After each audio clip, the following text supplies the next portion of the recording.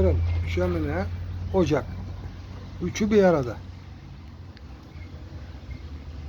İster ekmek yap, ister güveç, ister et pişir, ister mangal yap, ister domates, biber, patlıcan yap. Fark etmiyor. Hepsini yaparsın.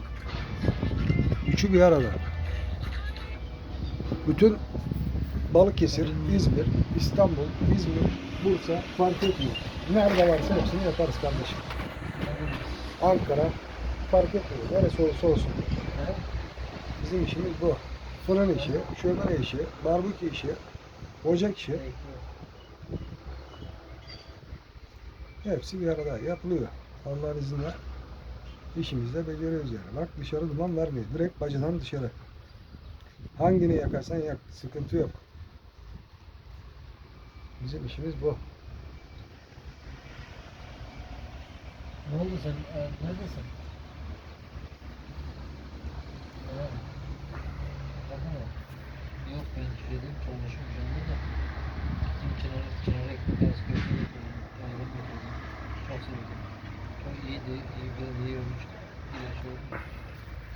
İyi olmuştu dedim. Aslan sonra iyiyim böyle. Tamam dedim. Ya verdim zaten sağlığında yedi. Çocuk çok açmış. Yedi şeyini köfte ekmek